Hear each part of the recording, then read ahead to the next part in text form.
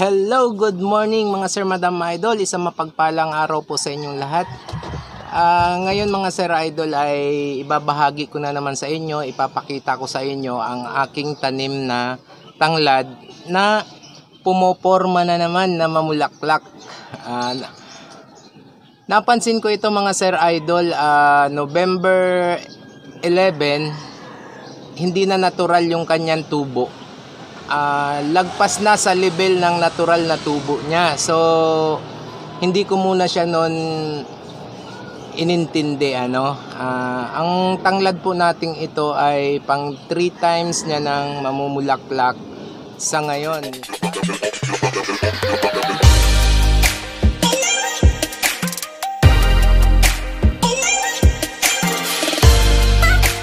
So ito is na-amaze po ako.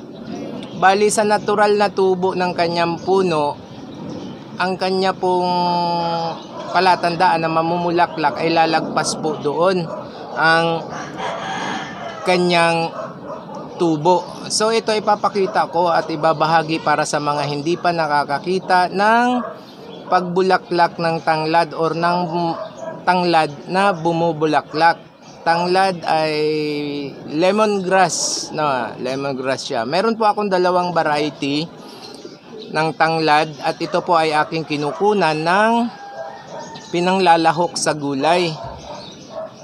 Like kung magluto kami ng dinuguan, nilalagyan namin yan, mga sinasabawan na kailangan ng tanglad. Dito po ako kumukuha. So sa dalawang variety pong ito, siya po ang malimit pong mamulaklak at ito po ay nakatanim lang po sa maliit na timba. So tingnan natin mga sir, madam, idol. At bibilangin natin kung ilan ang magiging bulaklak niya. Ayan mga sir, idol. Ayan lang po ang kanyang pinagtaniman. Ayan. Timba lang po na maliit. Siya po ay katabi ng ating ubas. Ang natural niya pong tubo mga sir, idol, is ganito lang. Ito to. Yan. Kita ba? Yan. Hanggang dito lang po, and then dahon na. Kaya mapapansin siyang may kakaiba dahil ang kanyang tubo ay lumagpas like ito. Ito mga sir, idol, oh. Yan. Tingnan, bilangin natin. Ito, 1, 2, 3, 4, 5, 6, 7, 8,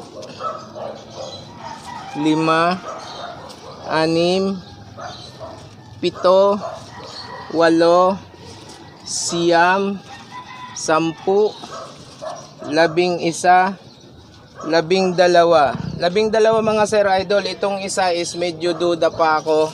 Ito. Yan. Itong isang ito, medyo duda pa ako kasi mas mahaba siya kesa doon sa itinuro ko sa inyo. Ayan siya mga sir, idol. Ito.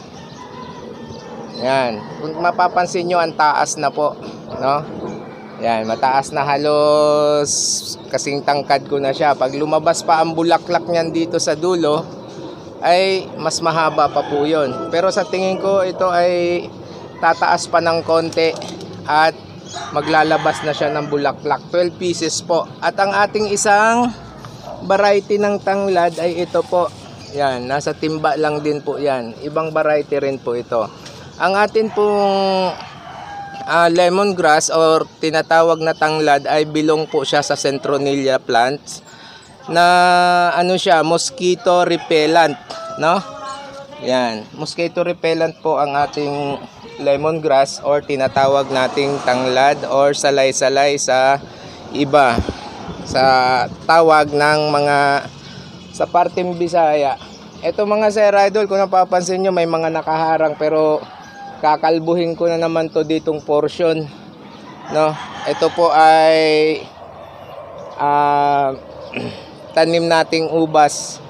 Meron po yung sanga na papunta roon, hindi ko po siya maputol dito dahil meron pong bunga doon banda at meron pong bulaklak. Ito po.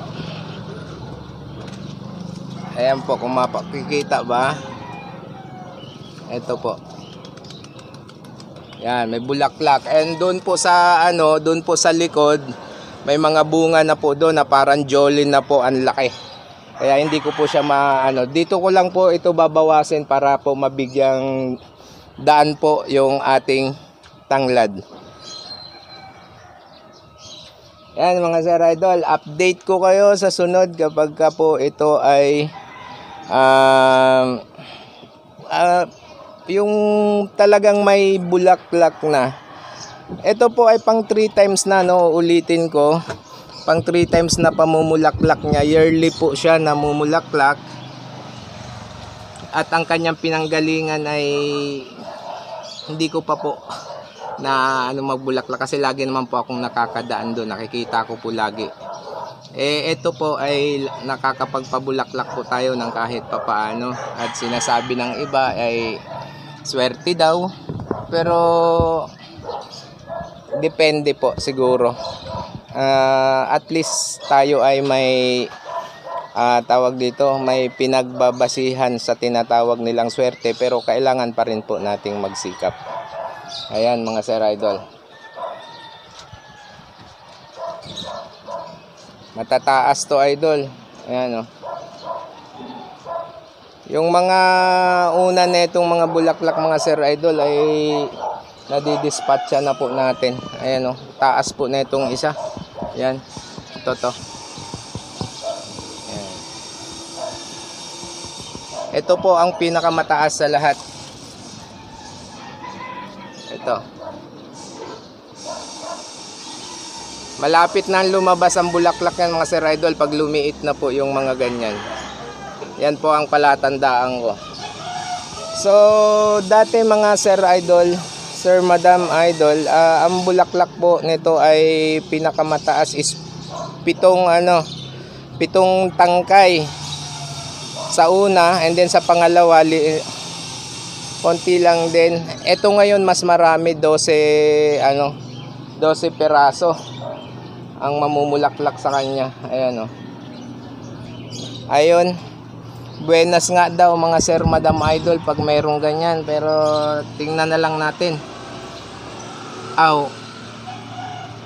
Dili na ta maghisgot ana oy, kay basin mga ipita ba, maipita oy.